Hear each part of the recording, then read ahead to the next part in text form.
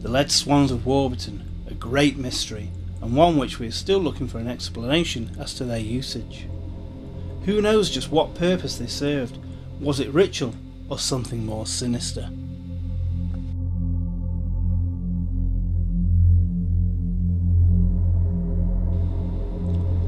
Vast numbers of Roman lead weights have been recovered from the settlement, indicating that an active trade in goods was taking place during the 1st century. Even lead toggles or buttons was produced in much quantity, and the buttons are similar to those used today on duffel coats and similar. But the Roman settlement at Warburton has also thrown up some very unusual objects, cast in lead and some in bronze, and of a ritual or votive nature. Minerva, goddess of war, would once have held the spear of destiny. This statue base, cast in lead, represents a Roman altar and would probably have stood somewhere within the fortlet itself.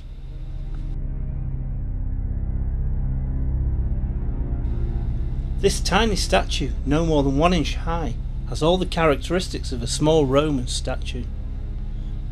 From the back we can make out the tunic and the belt, and we can only imagine just what it actually represents.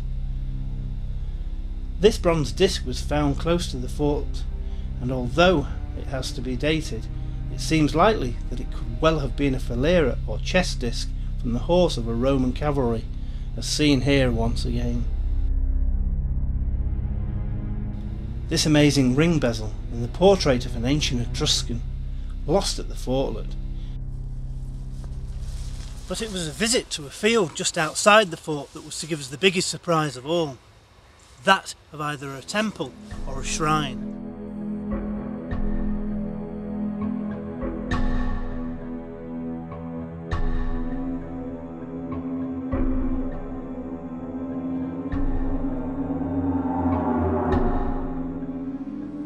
The head of the Roman goddess Minerva, goddess of war, was found lying in the ground. Although only small, it had obviously been broken away from the original statue and deposited in the soil.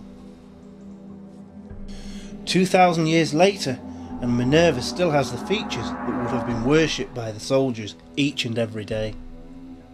A large piece of lead shrine was soon to be recovered close to the head of Minerva. Even this had part of Minerva's head cast into the front of it. Once this would have been part of a small shrine placed on an altar, possibly sat in Warburton Fortlet itself. But the most amazing find of all that I have discovered at the fortlet has to be this small copper votive helmet, modelled on the helmets worn by the Roman legionary soldiers who were based at the fortlet. Just look at the classical shape. The neck guard as seen in this modern reconstruction shows how accurate this model really was. The front of the helmet still retains the clay that was used to create the face of a soldier.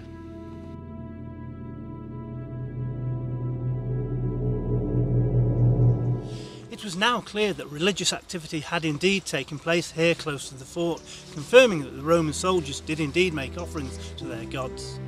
So, what has always seemed to be a quiet village in the heart of Cheshire has now proved to have played a key role in the ancient history of Britain. Since the earliest times, man has lived here and carved out an existence for himself and his family. Thousands of years have passed by since prehistoric man first occupied Warburton, and only now is the village starting to give up some of its closely guarded secrets. Though we may never know the true extent of the full Roman activity of Warburton, we're certainly getting close to the truth. Excavations over the next 2 to 3 years will reveal far more details about what's been going on in Roman Warburton. Let's look forward to that in the future. Thank you, and goodbye.